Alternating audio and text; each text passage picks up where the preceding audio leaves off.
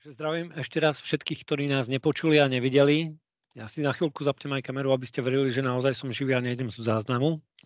Čiže moje meno je Boris Mittelmann, som zo spoločnosti Veeam Software a fungujem ako systémový inžinier. Poprosím vás, potvrďte, že už nás vidíte a počujete. A ja myslím, že chyba bola na strane toho, že sme si nezapli recording. Takže ja pretočím všetko na začiatok, pustím to ešte raz pomalšie. A ďakujem pani Koláčkovej, že si všimla, že už nám píšete do chatu a že nám niečo nefunguje. Čiže aktuálne... Jo, ja vám taky děkuji. A děkuji za trpělivost. Aktuálne máme nazdielanú stránku môjho browsera, kde máme agendu dnešného webinárika. Takže budeme sa baviť o technických detailoch Veeam Hardened Repository a jeho prípravy. Veeam Hardened Repository je v podstate najefektívnejší spôsob, ako si postaviť immutable, čiže nezmazateľné úložisko záloh pre Veeam Backup and Replication. Niektoré detaily, ktoré často robia problémy našim užívateľom, chcem adresovať v tomto webinári, a to je jednak používanie jednorazových prehlasovacích údajov. Zároveň chcem trošičku všeobecne vysvetliť, ako funguje immutabilita v rámci ochrany zálohovaných dát. Čo znamená hrozba posunutia systémového času a ako Veeam Hardened Repository adresuje túto potenciálnu hrozbu. A tiež si povieme niečo o tom, ako funguje obmedzovanie rolí a prečo je bezpečné obmedziť prístup k repozitáru len na rolu Veeam a backup proxy pracujúcu v sieťovom, respektíve MBD režime. Takže v rámci tohto webinára budem používať techničtinu, nechcem ale veľa rozprávať v technickom žargóne, radšej chcem ukazovať, budem ukazovať rôzne webové stránky, ktoré sú zdrojmi informácií pre vašu ďalšiu inšpiráciu a pre vašu pomoc. A zároveň mám pripravený demolab, kde si ukážeme aj v grafickom rozhraní Veeam Backup and Replication, kde nájdete jednotlivé nastavenia, aby ste potom nemuseli blúdiť. Keďže celý tento webinár je nahrávaný, tak následne zo záznamu budete môcť si znovu pozrieť celý tento postup. Čiže, aby som to zbytočne nenaťahoval, pretože to je téma, ktorá je dosť robustná, ja teraz prestanem zdieľať agendu a nazdieľam rovno prvý slajd, ktorý vás zrejme trošičku vydesí, buďte v kľude a nebudem to všetko prechádzať. Čiže toto je všeobecný postup, ako inštalovať Veeam Hardened Repository. Každopádne nebudeme prechádzať všetky konkrétne nastavenia na strane operačného systému. Nebudeme si ukazovať, čo znamenajú jednotlivé príkazy v Linuxe a tak ďalej. Použijem naozaj len tento úvodný slajd, aby ste mali predstavu, že naozaj to je striktne technická záležitosť a že existuje hromada zdrojov, kde si viete tieto veci pozrieť. Hneď prvým takýmto veľmi užitočným zdrojom je priamo Veeamovský blog.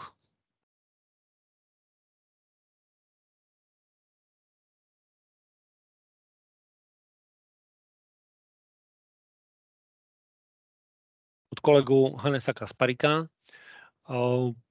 Všetky zdroje sú štandardne v anglickom jazyku, pretože väčšina mojich kolegov nehovorí česky. Ale každopádne je možné si samozrejme zapnúť vo vašom prehliadači, ktorý konkrétne používate, ale vždy máte k dispozícii možnosť stránky prekladať. Takže nejaký translate content si viete vždy zobraziť. Ja každopádne budem používať originálne anglické zdroje. Kolega Kasparik pracuje v produktovom manažmente a pripravil veľmi pekný postup, ako si jednak vybrať vhodný hardware pre vaše Vim Hardened repository, čiže je vhodné, aby malo nejaké výkonnostné parametre, aby malo niektoré komponenty, ktoré sú užitočné. A s dovolením prestanem vderať kameru, aby sme mali garantovanú prepustnosť a kvalitu zvuku. A zároveň príprava prostredia. Tým prostredím je myslené samozrejme prostredie v rámci Vim infraštruktúry. Tento blog ja vám rovno dám aj do chatu link, s ktorým môžeme pracovať. Takže hneď prvý odkaz, ktorý pre vás bude užitočný, je blog kolegu Hannesa Kasparika. A tu sú niektoré základné hardwareové parametre. Ja tu v tom trošičku zmetene scrollujem, ale v princípe, čo je dôležité, je hlavne tá hardwareová časť týkajúca sa RAID kontrolerov a redundancie. Hardened repository je uvažované naozaj ako standalone, čiže samostatne stojaci kus hardwareu serverového, ktorý má interné disky v nejakej RAID konfigurácii, má oddelené disky pre systém a oddelené disky pre ukladanie záloh. Samozrejme, systémové disky sú očakávané ako SSD v nejakom zrkadlení. Disky pre ukladanie záloh úplne v pohode môžu byť nearline SAS-ové. SATA nie je až tak preferovaná. Uvažujme o nearline SAS-ových diskoch v nejakej RAID 6 alebo 60 konfigurácií, kde v súčasnosti ste schopní v podstate v nejakej dvojúčkovej konfigurácii mať vyše 100 terabajtov použiteľnej kapacity. V štvorúčkovej konfigurácii existujú modely serverov, kde ste schopní mať až 1 petabajt použiteľnej kapacity pre ukladanie vašich záloh. Ďalším krokom a zároveň ďalším blogom od kolegu Hannesa Kasparika je zabezpečenie Vim Hardened repozitára. O zabezpečení hovoríme už na úrovni operačného systému. Existuje, tu konkrétne používame Ubuntu verzia 20.04, ktorá je považovaná alebo označovaná za tzv. long-term support verziu, čiže verzia s dlhodobou podporou. A tu už máme jasne popísaný postup, ako zaistiť súlad s tzv. DISA stick požiadavkami. DISA stick sú kritériá zabezpečenia systémov voči kybernetickým hrozbám.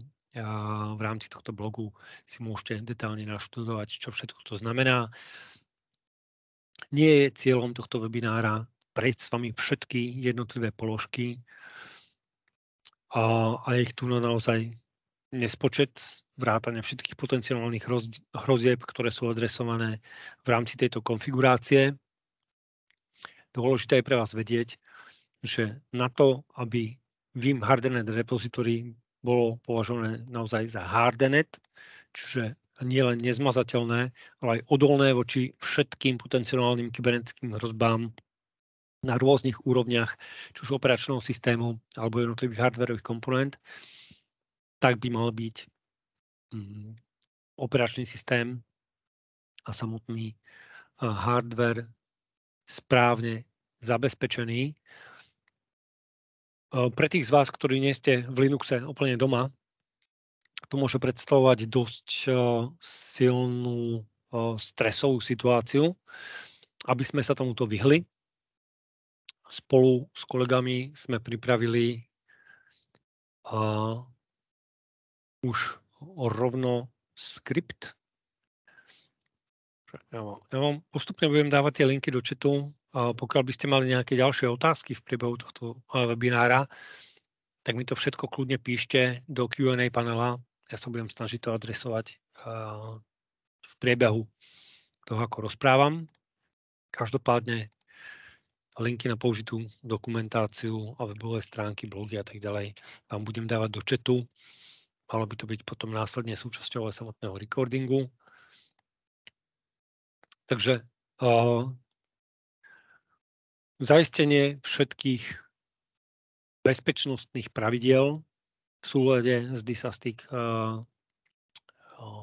špecifikáciou je už v súčasnosti spolu s verziou 12.1 dostupné ako jeden downloadovateľný ISO image. Čiže vy si stiahnete jedno ISO, ktoré nainštalujete na zvolený hardware. A tento ISO image už obsahuje predpripravený skript, ktorý vám nakonfiguruje daný Ubuntu operačný systém, respektíve daný hardware spolu s operačným systémom nakonfiguruje tak, aby spĺňal všetky regulačné požiadavky a odolnosti voči kybernetickým hrozbám.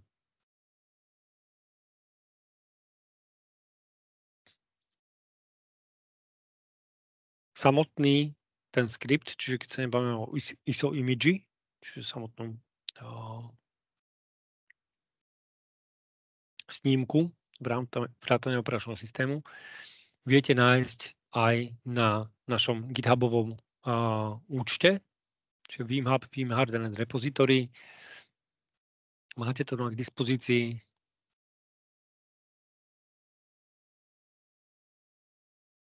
Aktualizovaný, čiže je to manažovaný manažovaný účet, kde pravidelne kolegovia aktualizujú Vim Hardened Repository skripty pre aktuálnu verziu Vim Backup and Replication. Takže tu máte definované požiadavky, operačný systém a jeho verzia, pre ktorú je daný skript určený, a verzia Vim Backup and Replication, s ktorou dané Vim Hardened Repository bude následne spolupracovať. Alternatívne si dovolím dať do pozornosti ešte aj skript od kolegu Timothyho Devina, ktorý je jednou z našich technologických celebrít a je dosť známy publikovaním rôznych technických dokumentov a skriptov pre optimalizáciu výkonu, sizing a podobne. Tento skript nezaisťuje DISASTIC compliance, ale zaisťuje čo najjednoduchší, najrýchlejší spôsob automatickej konfigurácie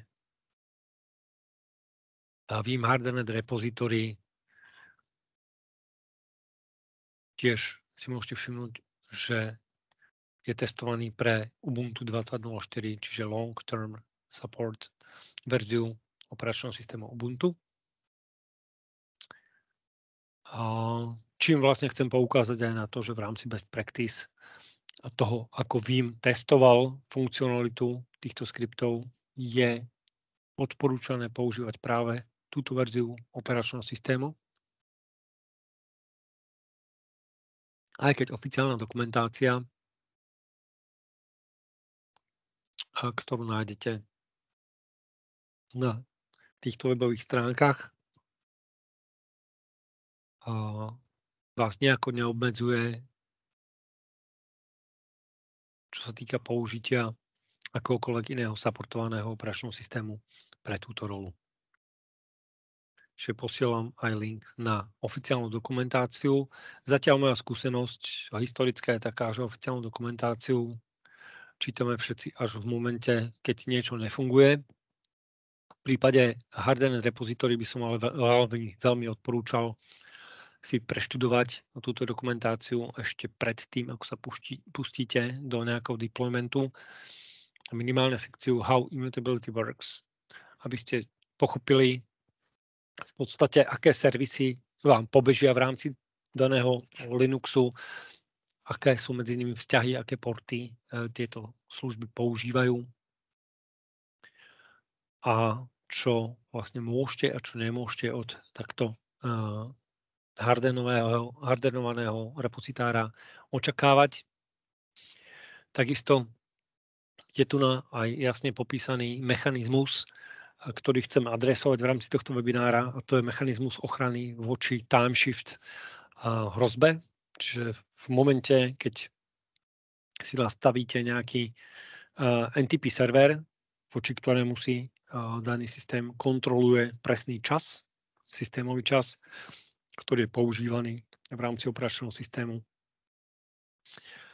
tak v prípade hypotetickom, že dojde ku kompromitácii tohto NTP servera a jeho čas bude nejako modifikovaný, tak musí existovať mechanizmus, ako si Veeam dokáže odsledovať takúto modifikáciu, takúto kompromitáciu a upozorniť užívateľov na to, že novo vytvorený restore point zrejme nebude možné považovať za immutable, respektíve nebude označený ako nezmazateľný, pretože jeho čas vytvorenia nie je spoľahlivo známy. Všetky technické informácie o tom, ako funguje tento mechanizmus, že tam máme v podstate dve služby, ktorá jedna kontroluje čas, kedy bol vytvorený predchádzajúci restore point, má počítadlo, ktoré sa každých 10 minút aktualizuje a novo vytváraný objekt následne si kontroluje časový rozdiel medzi posledne vytvoreným tzv. Razítkom alebo Unix timestamp a aktuálne zobrazovaným systémovým časom.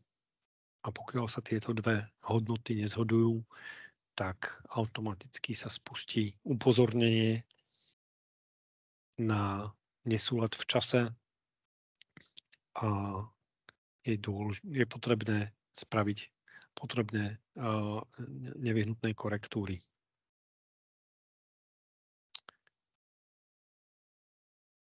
Ešte predbežne skočím z tých otázok, zatiaľ tu nemáme nič. V čete sa nám z vašej strany ešte tiež neobjavilo, že by sme mali nejaký technický problém, takže budem predpokladať, že môžem pokračovať. A vyberiem sa smerom ku našemu demolabu. A možno ešte minútku predtým, ako sa vrhnem na demolab, tak vám vysvetlím jednu krásnu novinku, ktorú sme pre vás pripravovali v podstate celé letné prázdniny minulého roku s kolegami z celého EMEA regiónu. Kto z vás ešte nemal problém, nemal možnosť sa dozvedieť o tejto novinke, tak tu chcem dať do pozornosti. My sme vám pripravili niečo, čo sa volá Veeam Hands-on Lab. A to je webová stránka, na ktorej vy si môžete na vlastných rukách a očiach odskúšať jednotlivé Veeam technológie.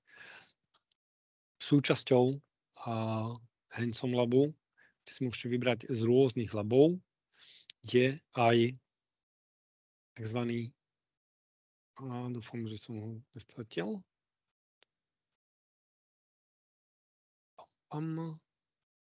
Tu ho máme. Ransomware Defense with Immutable Veeam Backups. Môžete si vyžiadať tento lab.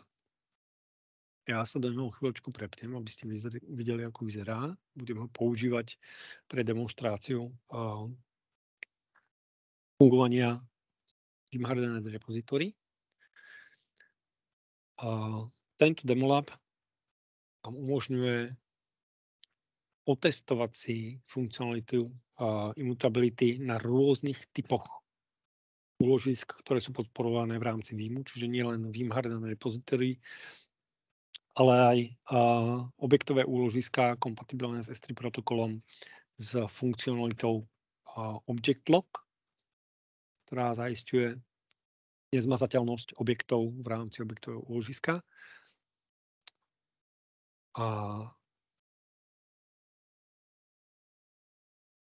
Pokiaľ by ste si chceli vo videonahrávke pozrieť, ako funguje hardening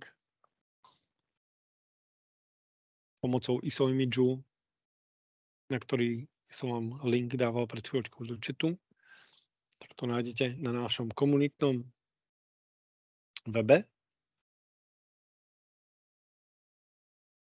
Takisto vám dávam link do chatu. V rámci Veemu existuje niečo, čo sa volá community.veem.com a na tomto komunitnom webe sa stretávajú naši užívateľia a partneri a navzájom si vymieňajú svoje skúsenosti. Zároveň sa tam diskutujú rôzne vaše požiadavky, potenciálne problémy a súčasne tam naši technickí ľudia, ale aj technickí ľudia od našich partnerov alebo tzv. vanguardi publikujú rôzne návody, vylepšenia. Máme tam vlastnú sekciu už predpripravených skriptov na automatizáciu rôzneho druhu a tak ďalej. Čiže toto je tiež webová stránka, ktorú je dobré mať na pamäti.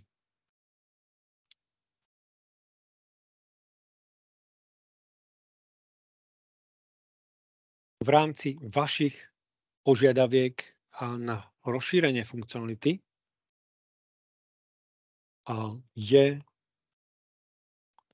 k dispozícii od vzniku spoločnosti Veem fórum, čiže forum.veem.com, kam môžete vypísať svoje problémy, svoje požiadavky. Rozdiel medzi community webom a fórom je, že v community webe vám odpovedajú jednotliví užívateľia a partneri, na fóre vám odpovedajú ľudia priamo z Veemu. Čiže tieto diskusie sú striktne oddelené a požiadavky na funkcionalitu, rozšírenie funkcionality, rozšírenie podpory rôznych platform a tak ďalej, uvedené na fóre majú vyššiu prioritu. Fórum je vnímané tak, že slúži primárne pre zdokonalovanie produktu. Community web je určený primárne pre zdieľanie skúseností a pre skvalitňovanie pridanej hodnoty z pohľadu užívateľskej skúsenosti. Čiže užívateľia svoje skúsenosti zdieľajú, tak aby v konečnom dôsledku každý mal s Veemom tú skúsenosť čo najlepšiu.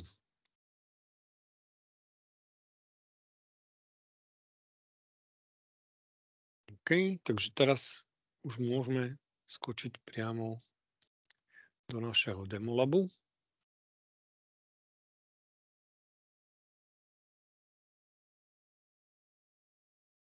Ešte to musím prepínať.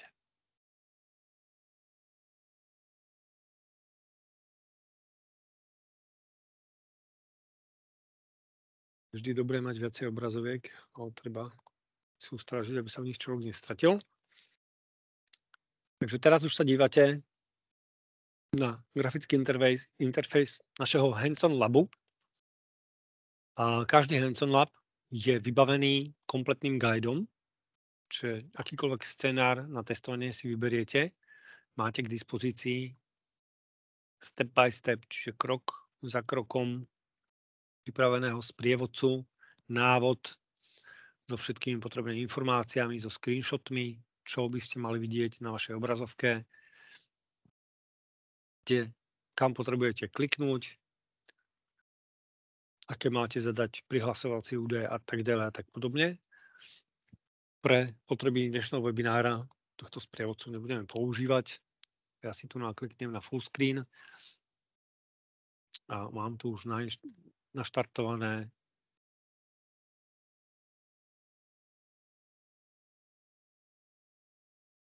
grafické prostredie Veeam Backup and Application konzoly.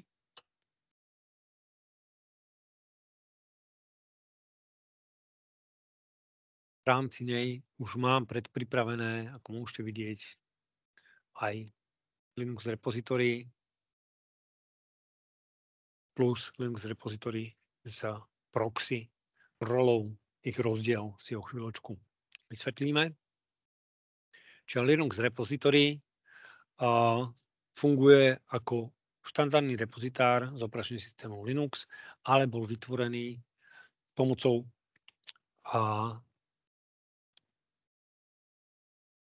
one-time credentials. Čiže pokiaľ by som si v backup infrastructure chcel pridať nový manažovaný server, môžem ho nazvať akokoľvek.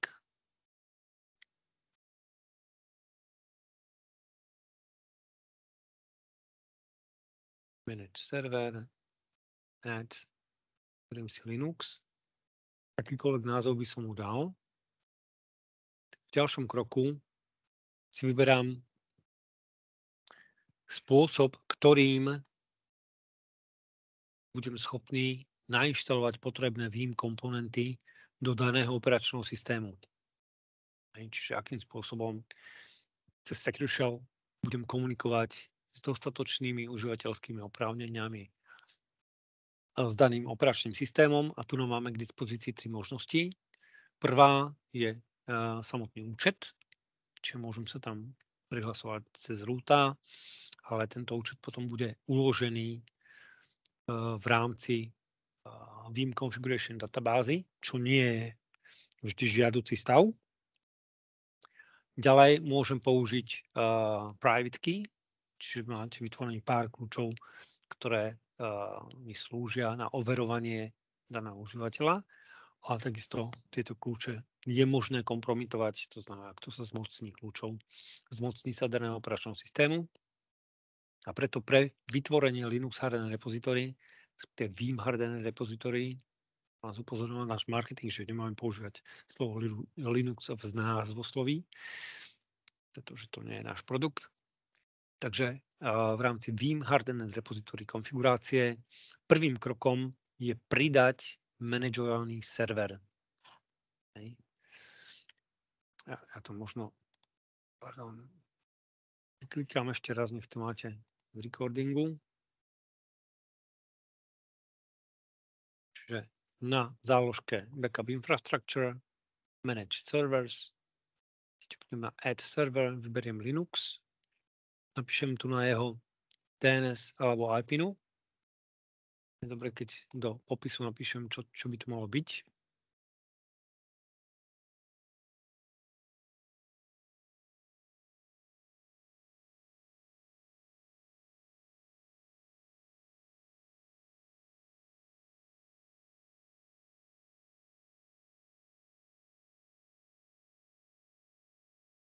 Zvolím si Single Use Credentials. Čiže tieto prihlasovacie údaje budú použité iba raz pre tento konkrétny úkon a následne prestanú existovať. Čo nám zabezpečí to, že budú neukradnutelné, zároveň nebudú nikde vypublikované, nebudú použiteľné na žiadny ďalší úkon. Sú tu ešte potom nejaké alternatívne možnosti, ktoré ale nie sú v rámci tohto webinára predmetom diskusie. Pre zmenu sieťových nastavení, pokiaľ vaša infraštruktúra vyžaduje nejaké špecifické sieťové nastavenia, je tu na možnosť v Advanced konfigurácii modifikovať porty, cez ktoré bude komunikovať daný Veeam server s týmto Linuxovým serverom. Pre vašu predstavu. Môžete si tu nadefinovať timeouty, môžete si definovať portové rozsahy. Beží rescan, ktorý nám ukáže, ktorá servisa nám počúva na akom porte. Rescan chvíľočku trvá. Väčšinou, keď si ťuknem dvakrát, tak už sa objaví znova. A tentokrát to naozaj trvá trošku dlhšie. Každopádne následne máte možnosť editovať tieto porty podľa vašich potrieb, vašej sieťovej infraštruktúry.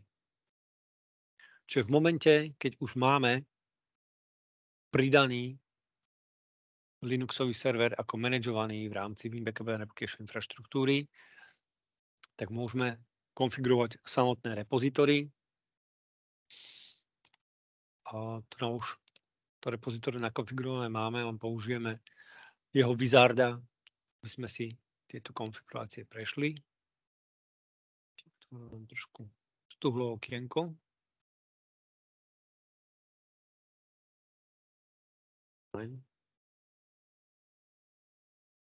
Takže backup repositories.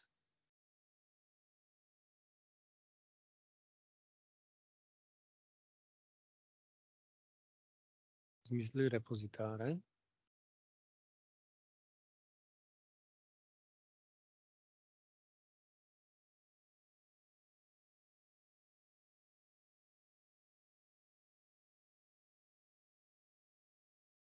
Vyzerá to, že sa nám reštartovalo lab z nejakého neznámeho dôvodu. Kuriózne. Tak bohužiaľ, demáčik nám z nejakého dôvodu zlyhal. Úprimne netuším prečo.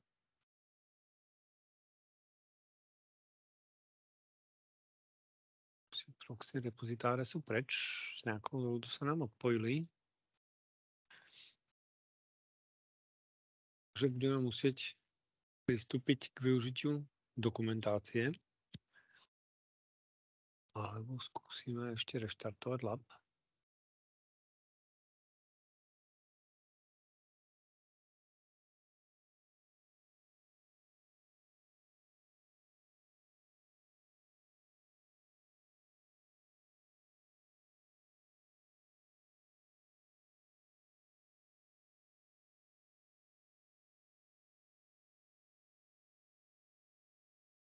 Evidentne nám niekto zmenil podvozok v rámci práce.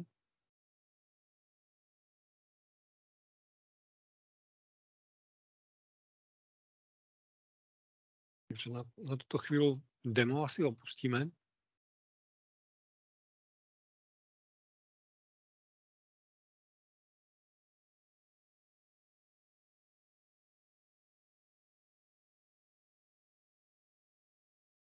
Budeme sa musieť spoľahnúť na dokumentáciu.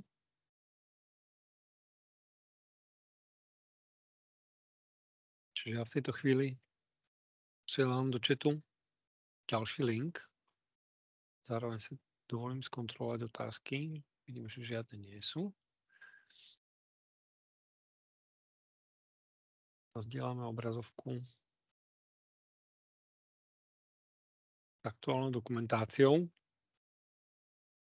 Čiže čo sa týka pridávania samotného repozitórií, tak v rámci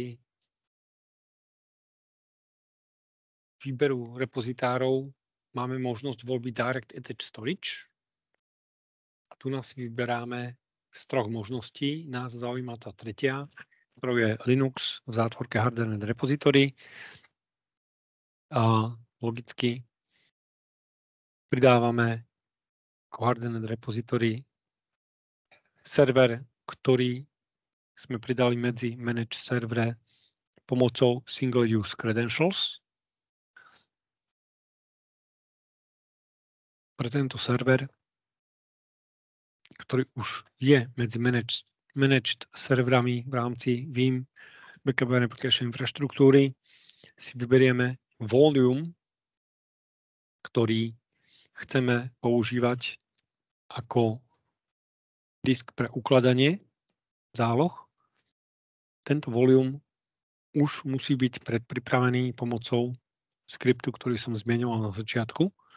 Čiže predtým, ako pripojíme Linuxový operačný systém ako managed server v rámci Veeam infraštruktúry, už musí byť nakonfigurovaný pomocou skriptu pre hardening.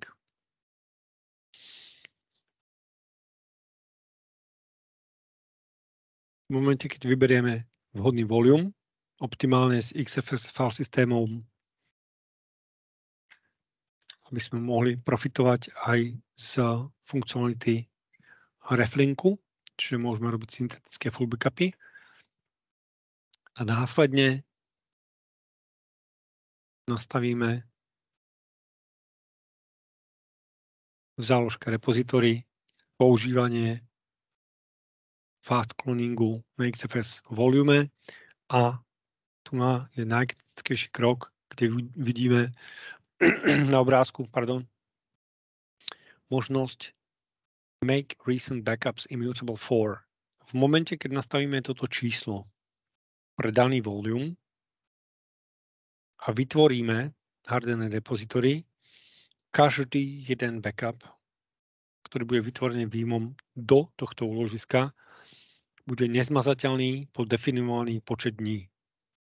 Je dôležité mať to na pamäti, pretože pri nastavovaní retencie na úrovni jednotlivých zálohovacích úloh by ste mali mať určitý konsenzus, určitý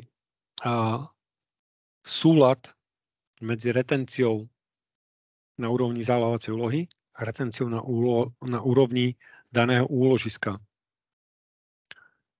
Nikdy by sa vám nemalo stať, že retencia na úrovni úložiska je dlhšia ako retencia na úrovni zálohovacej úlohy.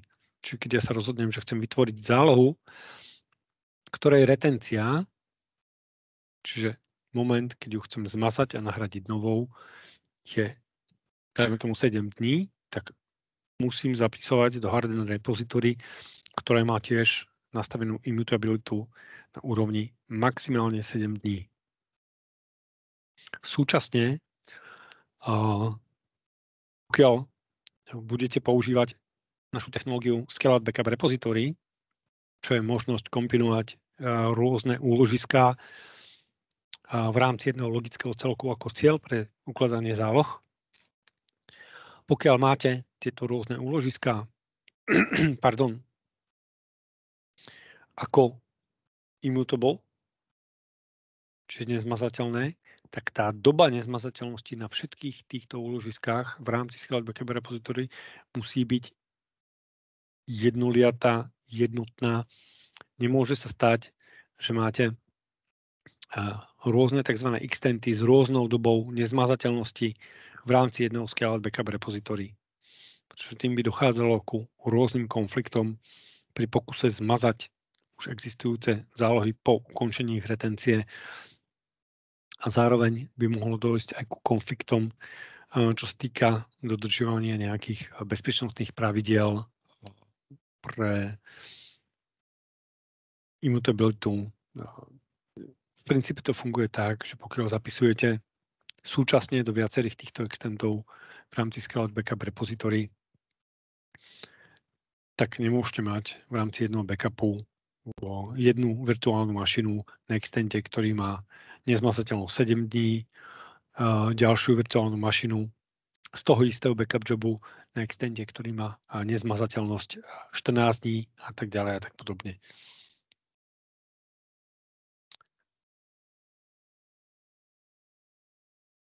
Ďalším dôležitým špecifikom pre Vim hardené repository je potreba definície mount servera a instant recovery write cache foldera.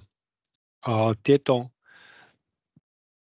parametre nám definujú, ku akému operačnému systému sa nám bude pripájať v prípade obnovovaný disk alebo virtuálny stroj alebo databáza. A pokiaľ bude obnova prebiehať pomocou instant recovery, to znamená okamžitého spustenia, čiže beží nám operačný systém zálohovaného virtuálneho stroja alebo zálohovaného imidžu, tak potrebujeme mať zadefinované, kam sa budú zapisovať všetky zmeny v rámci behu tohto operačného systému. Tu musíte počítať s tým, že tento disk, na ktorom bude instant recovery write cache, musí byť iný, ako je disk, kde je uložená samotná záloha. A zároveň by mal, respektíve odporúčané, a je to tu aj v opise na tom obrázku, by mal byť ten disk čo najrýchlejší, optimálne SSDčko, NVMečko. niečo, čo má veľmi rýchlu odozvu.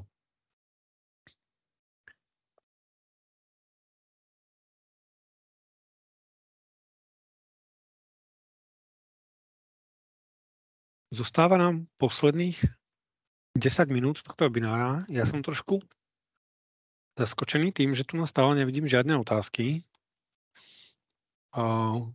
Môžu to byť primárne dva dôvody. A buď rozumiete všetkému, čo hovorím, alebo vôbec nerozumiete tomu, čo hovorím. A výber asi zostane na mne. Já doufám, že to bude ten první.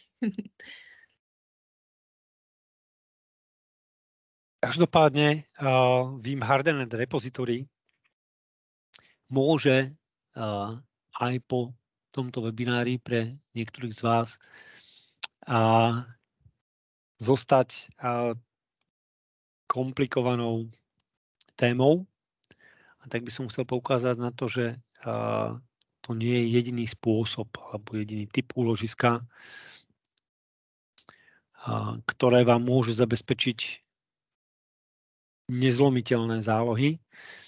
Vím pracuje v rámci svojho partnerského ekosystému s rôznymi ďalšími typmi úložisk a v súčasnosti podporuje immutabilitu aj na úrovni už zmienených objektových úložisk, či S3 compatible, či už cloudovými alebo tzv. On-prem, či viete si kúpiť box, ktorý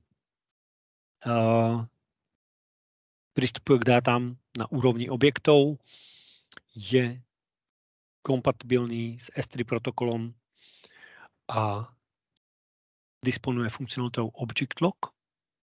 Všetky takéto úložiská Vim podporuje by default. Zároveň máme aj plnú integráciu s tzv. Deduplikačnými appliancami, čiže so špecifickými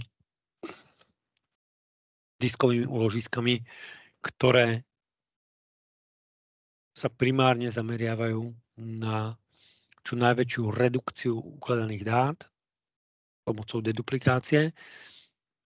Aktuálna verzia podporuje v podstate všetky známe a bežné deduplikačné appliancy vrátane niektorých softwarových systémov.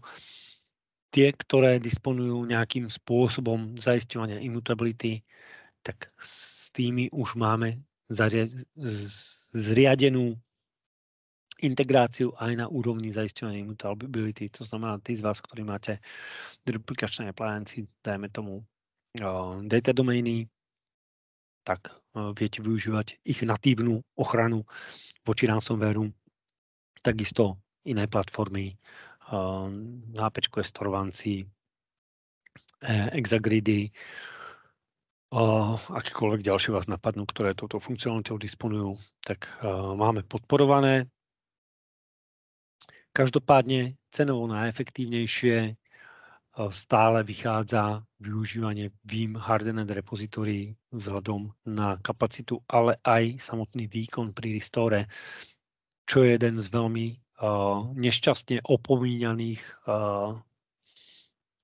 faktorov pri výbere úložiska pre vaše zálohy.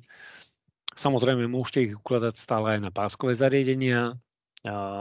Páskové zariadenia po vyňatí, páskové médiá po vyňatí z páskovej knižnice tiež sú neprepísateľné, teda pokiaľ nemáte v okolí nejaký dosť silný magnet.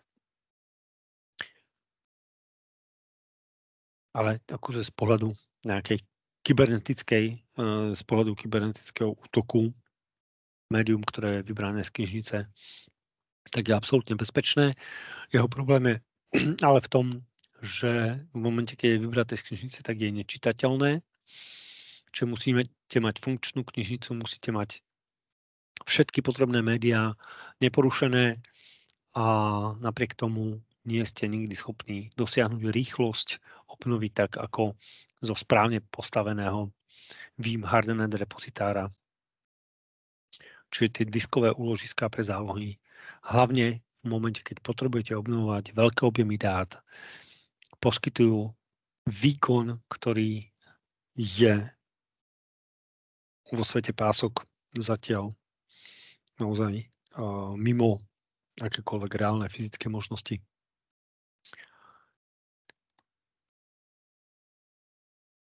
Čiže za mňa mám pocit, že som vyčerpal zvolenú tému v tej hĺbke, ktorú som si dovolil v rámci 1 hodiny načrtnúť. Pokiaľ by ste chceli ešte nejaký ďalší detail alebo doplniť nejakú informáciu, tak naozaj budeme potrebovať vašu interakciu na úrovni otázok. Prípadne, keď neviete nájsť Q&A panel, môžete použiť aj chat, do ktorého som vám zdieľal jednotlivé linky. A inak môžete smerovať aj po skončení tohto webinára otázky priamo na mňa alebo na pani Koláčkovú, ktorá mi ich s radosťou prepošle. A v tejto chvíli asi ďakujem za vašu pozornosť a budem sa tešiť na ďalšie stretnutia ku technickým témam týkajúcim sa výjmu. Tak skvěle, Boris, já vám moc děkuji. Myslím, že to bylo velmi přínosné a teď ještě teda počkáme, jestli přijde nějaký dotaz, nebo opravdu všichni všemu rozumí. Tak, necháme si ještě malinký prostor a poté se teda asi rozloučíme. Tak.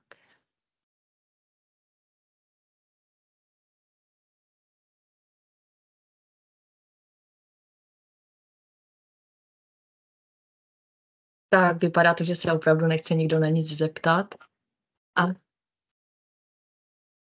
A máme zpětnou reakci, že to bylo srozumitelné, což nás určitě těší. Takže asi vám teda děkuji. Mňa to teší určite, pretože tu je aj určitá úroveň jazykovej bariéry, takže pokiaľ si ešte rozumieme, tak je to super. Je to velmi pozitivní, přesně tak. Tak, ano, tady máme děkuji za informace, ano, ukázání online labu, jo, skvělé. Ano, my vám taky teda děkujeme za účast, děkujeme taky za pozornost, děkuji samozřejmě Borisovi a díky a naschle, jo. A budu se teda těšit zase u nějakého dalšího příštího webináře se scénáriem. Takže mějte se krásně a děkujeme. Nashledanou. Dovidenia, do počutia.